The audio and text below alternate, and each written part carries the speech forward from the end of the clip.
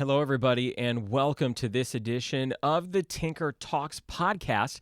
I'm Clayton Cummins, a proud member of the public affairs team here at Tinker Air Force Base. Mark Hybers, who you're used to hearing on these podcasts, he's taking some well-deserved time off, but he recently sat down with base leadership here. We're talking Colonel Abby Ruscetta, commander of the 72nd Air Base Wing, and Chief Sipos, the command chief of the 72nd. I'll tell you, the two make a great pair, and it is really an honor to be working under them. Without further ado, here's Mark. So good morning, ma'am and sir. Colonel Ruscetta, the 72nd Air Base Wing and Installation Commander, and Chief Sipos, our Installation Command Chief. Welcome to the podcast this morning. Thanks so much for joining us. Thanks, Mark. Hey, it's good great morning. to be here. It's not too early, is it? No, it's never too early for you, Mark. No, thank you, sir. Yesterday, we were up at 3:45, so we could be at guard mount at 4:30. So this is my. 3 hours later. Yeah, thanks for letting us sleep in. Yeah, we slept in. We gave you lots of time, and the sun's up so early now, so Exactly. perfect. It's not early at all. Well, awesome. Well, I know you all have a very busy schedule and things to do today, and Chief, you're actually leaving town, so we'll jump right into this. So first off, ma'am, you're pretty new to the seat, and a lot of people on the base may not know who you are. So if you could just kind of give us a little bit of background about you. Sure. Thanks, Mark. So I'm a Corps aircraft maintenance officer. I was commissioned from the United States Air Force Academy in 1997. I've had a couple overseas assignments. I worked predominantly fighter jet aircraft as a young officer. Then I had an opportunity to come back to the States, worked a little bit in Special Operations Command, moved around a little bit. I'm married. My husband just recently retired from the Air Force, so we did the joint spouse Air Force moves for quite a while together. And we have 2 kids. And so at this point, it's an honor to serve, an honor to get to be in the Air Force, and it's the family biz for us. That's awesome. And we worked pretty extensively with your husband when the Damage Inc. came here and they started that whole big project with Boeing, probably one of his last big projects. Yeah, before he absolutely. separated It was all about B-52 in my house. It's a good aircraft. Love that plane. Big difference for you, though, coming from a fighter jet background and then special ops.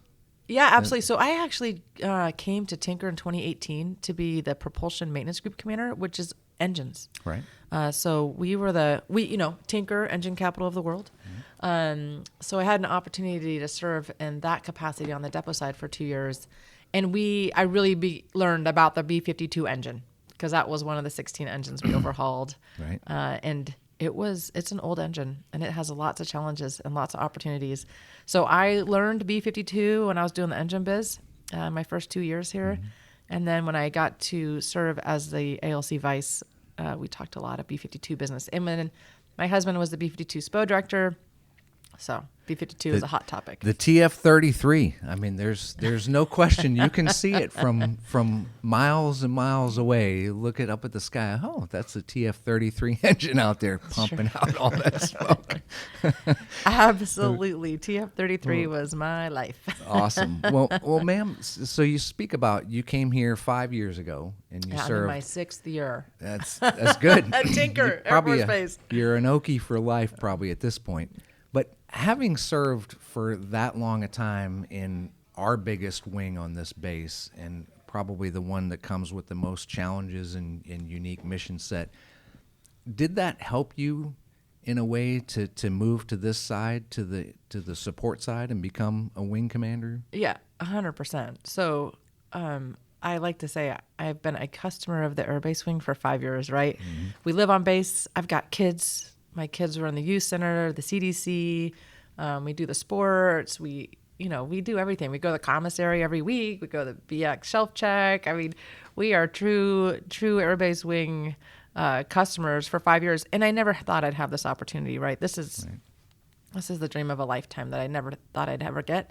And so we just enjoyed being customers of the wing. And yeah, you can't help but learn a ton getting to be in an organization. I was propulsion maintenance group for 2 years. I was Air Force Sustainment Center LG staff for a year, and then back for 2 more years as the ALC vice. So getting all that AFSC time and depot time absolutely is just invaluable. Learning how to lead and navigate through civilian challenges and Just so much to learn on that side. So when I, get to come to the airbase wing side, absolutely, it's great to understand one of our significant mission partners. We are, we need to make sure that ALC is relevant and continues to be a force multiplier in the future. And that wing, I mean, it's larger in sheer number of population than some installations are. I mean, probably Absolutely. says a lot about you to become your first wing position is at a juggernaut like Tinker. like it's. I mean, there could have been so many different, maybe, and I've never been a day in your seat, but maybe less stressful of a first wing challenge. I think We like to say it's a beast. Yeah, I was right? like, Yeah. Chief calls it a beast. Yeah.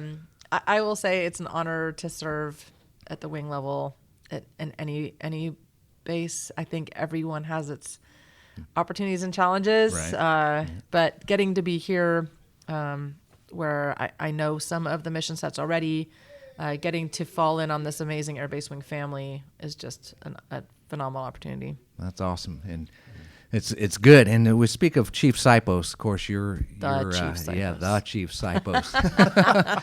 So, Chief, you've been here for a little while now. So, but still, probably lots of folks. This base is so large that it's hard for people to get to know you. So maybe you could just kind of give us a little bit of background about who you are. Sure. Thanks, Mark. So, came into the Air Force in 1996.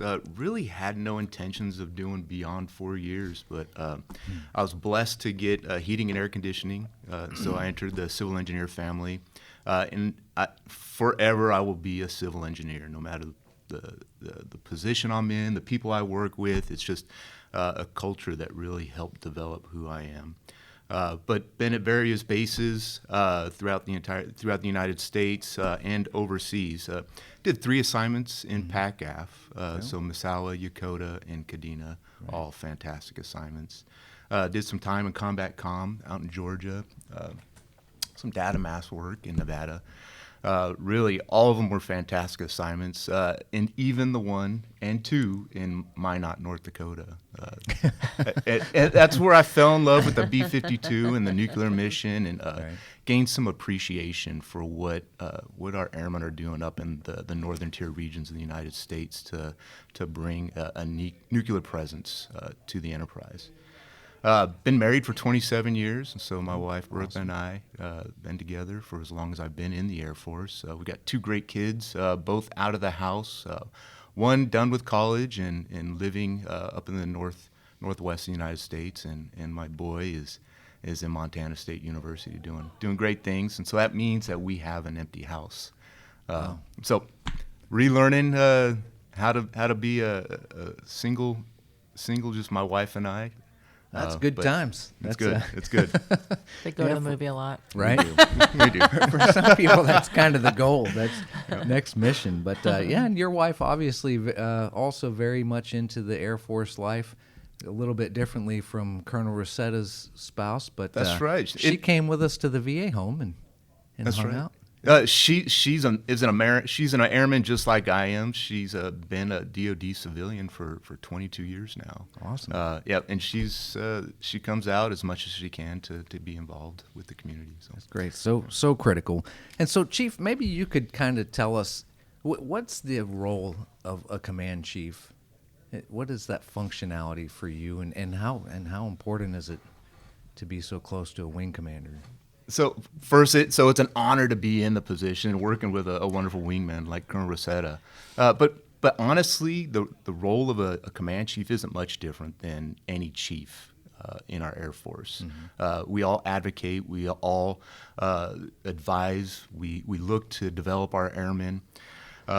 We connect dots, we build culture, but I think above all, what I like to do is listen. We've got folks on the installation, whether they're wearing uniform or not, that are very much invested in what we do as a nation, and so being able to listen is hear, what struggles they're going through, so I can help advocate and get them through either a difficult time or bring out some innovative ideas, because there's tons of them out there, and sometimes it just takes someone to listen.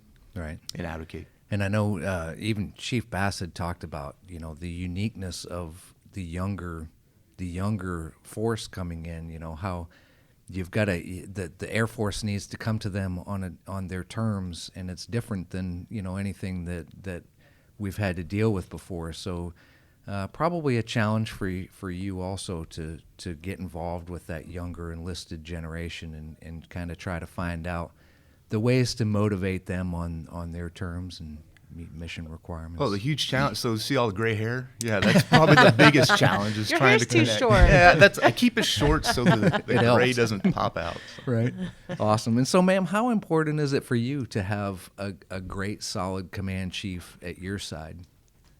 I mean, it's critical, right? So, Mark, we showed up 10 minutes late because Chief and I were talking in my office, right? Right. And to be fair, I think there's a great myth that the command chief is the enlisted matters guy, right?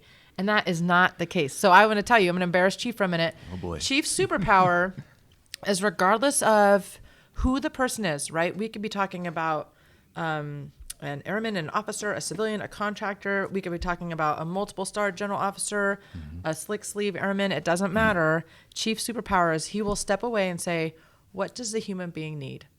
Right. And so he's connected dots that I've missed that are critical. Like, hey, I'm worried about this person for these reasons, and I think we now need to intervene in areas that I have a blind spot, and he really is able to connect those dots. So I would say command chief really is fantastic, and Jeff Sipos specifically, at really helping with blind spots. Right.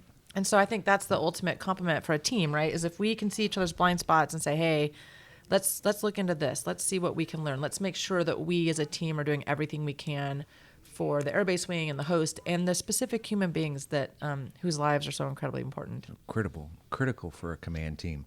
And challenging in its unique abilities here, unique opportunities here, because there's so many non-enlisted, there's so many non-uniform Right. people here. So you don't specifically, you're not the command chief specifically for a civilian population, but finding the way to integrate our younger uniformed folks in this large civilian population is a unique opportunity in itself. Oh, you bet. And they don't belong to the airbase wing, right? Right. The majority of them are working in the ALC to where they don't have a direct, relationship with myself or Colonel Ruscetta, but, hopefully they know that we're here.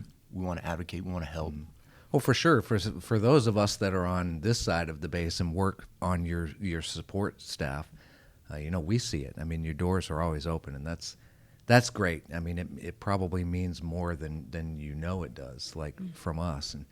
And man, poor you, we were just the PA team back in the day when you were in the ALC, just always nipping at the heels, and now you get to see like what now we're a completely new challenge for the boss. So No, there's no poor me at all. It's not at all.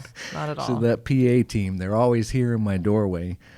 So, ma'am, now that you've had a few months to be in the seat, and you've done, in just my personal opinion, for what it's worth, you've done a great job in a lot of things, and one of those is setting down and getting your priorities in line very quickly. Like, you came out of the gate very fast and very focused on making sure that your priorities were set up. So, if you could just kind of walk us through your 4 priorities right now and how they line up with our 3-star over here. Yeah, absolutely. Thanks, Mark. So I came in, obviously, I'm familiar with Team Tinker, getting to serve on the Air Force Sustainment Center side. I'm familiar with what the ALC was getting after and what General Hawkins was getting after. And frankly, they do corporally, the Air Force does a good job. We go to training, we get to go to the Wing Commander's course, we get to hear from our senior leaders. So I was listening in anticipation of getting to serve as the Wing Commander. And so I was very clear that General Hawkins' priorities, he calls them his P4 priorities, which is, the first P is produce to promise. The second P is people make it happen. The third P is process is how we do it. And the fourth P is preparing for competition and future warfighting. And knowing that, and I got to come over the airbase wing, and I was asked for 30 days, what are your priorities? And I said, I'm not going to publish my priorities until we have an offsite. Right. And so, and I told the team, I'm going to move fast, and I want an offsite fast because I want the senior airbase wing leaders in a room, and I want us all to have the same sort of collective thought process on what our airbase wing priorities should be.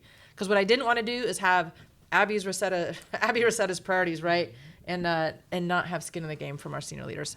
Right. And so we had an offsite, I think at day 45. Team did a great job making it happen. And we emerged with our 4 airbase wing priorities. And so, and we aligned them to General Hawkins' P4 priorities. And so our first airbase wing priority is to execute Team Tinker's missions. Okay. And those align with General Hawkins' P1, which is produce to promise. Right. And then our second airbase wing priority is empower and strengthen airmen and their families. And that aligns to General Hawkins' P2, which is people make it happen. And then our third priority is to revolutionize our processes.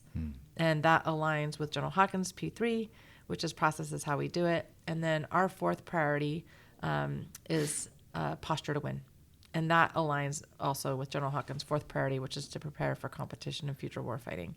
And so very deliberately trying to align and nest our priorities with AFSC, AFMC, and the Air Force and the Secretary of the Air Force. So we've heard the Secretary of the Air Force talk a lot about his top 3 priorities, which are China, China, and China. Right. And then how do we shift the footing? How do we shift our footing in the Air Force? How do we optimize for future warfighting, which is going to require some tough changes and some tough choices. And so I'm really proud of the team for coming together and emerging with these 4 priorities.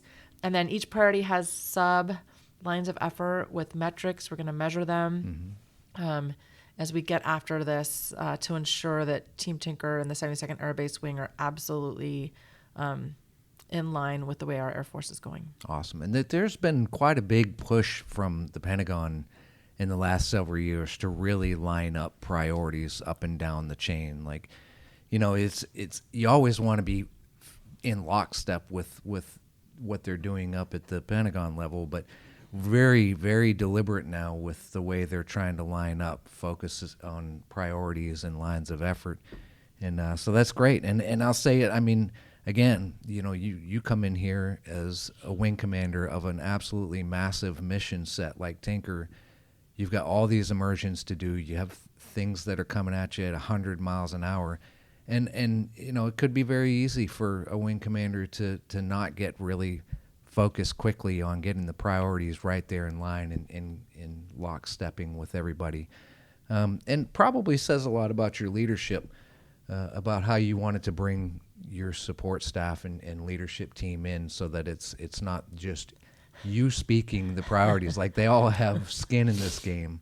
And so with that, what is your leadership style? Do you have a particular style? Or? Well, I think, Mark, you just said it, right? So I very much am collaborative. I very much want to be a sort of a coach of an elite team, to borrow the Chiefs' phrase. There's a time and a place to be directive, and that's an important tool in the toolbox, if you will. Right. But I'd much prefer the standard daily operation to be a very inclusive, collaborative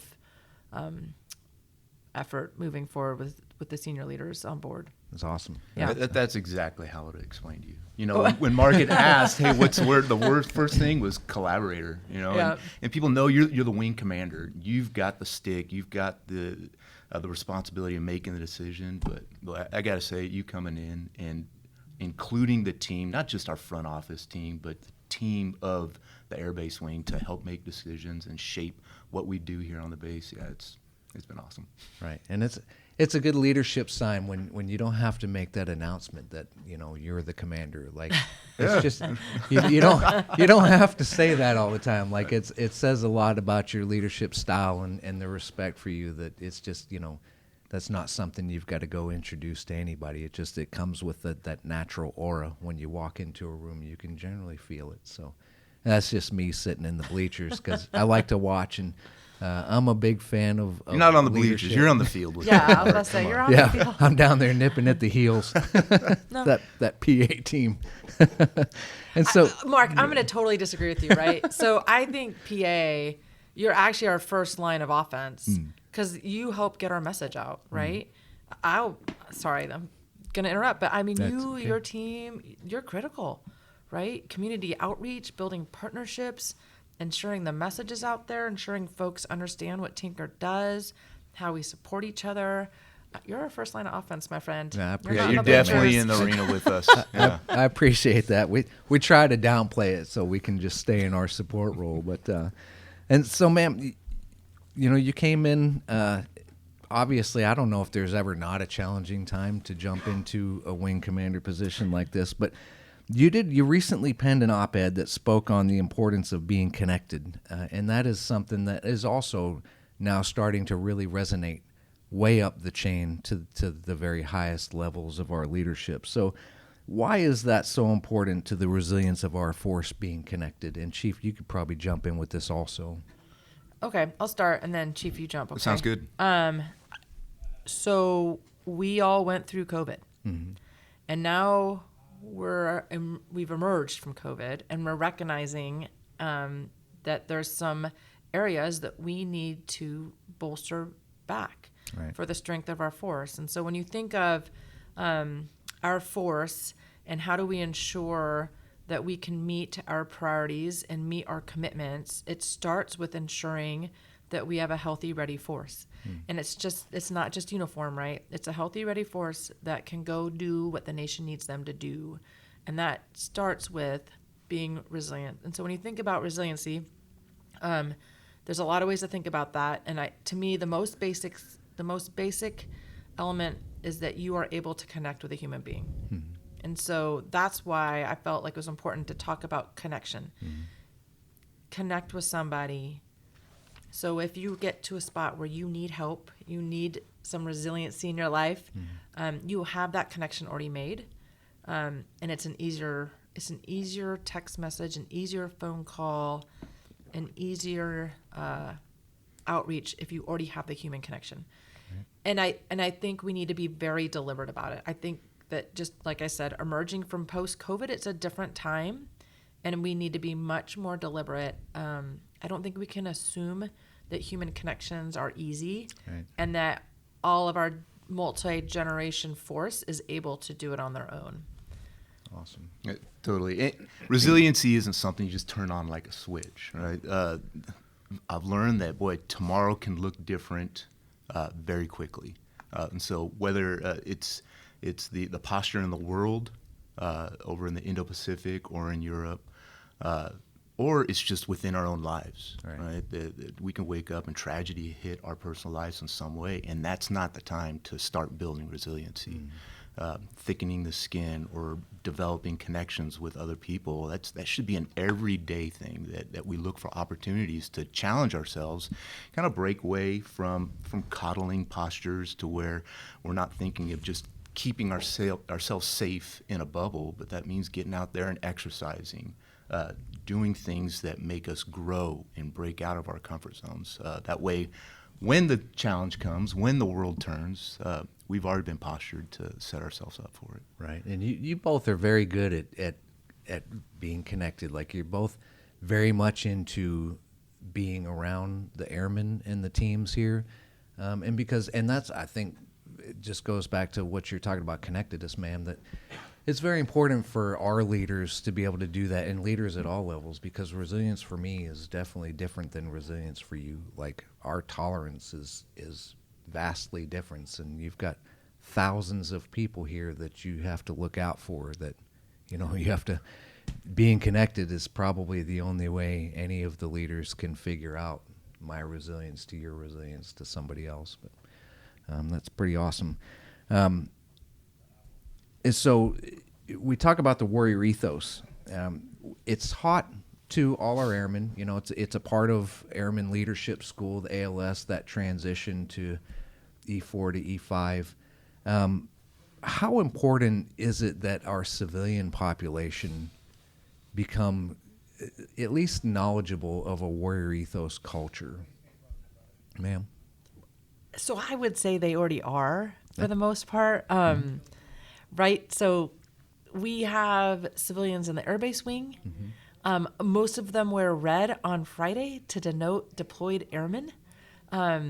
We say they bleed blue. I mean, our civilian airmen, I would argue, are just as in it as our military uniformed airmen. I do think they already have the warrior ethos, and that's not just limited to the Air Base Wing side too. So when I think about the workforce in the depot, they're the same. Like a lot of them, they know why they serve, Right. and they serve for a reason. And so when you talk about the warfighter, or you talk about produce to promise and who you producing for, it's very clear. It is very clear. Our civilian workforce comes to work to support a warfighter somewhere. Right. And it's well known, like I'm the TF-33 engine person. I'm supporting a B-52 crew that may be over in Indo-PACOM theater today. Right. So I think it's different for everybody, but I would make the argument that our civilian population as well as our military population gets it. Right. And, there might become a time in our future where it's our civilian population who's at home, so our military population goes forward. And I think our folks know that. They understand that. So I would say they're already all in. And we just continue to talk it, right? We just continue to emphasize the value every single person brings to their mission every single day across the space, whether they're a sailor, airman, civilian. I really feel like people get it.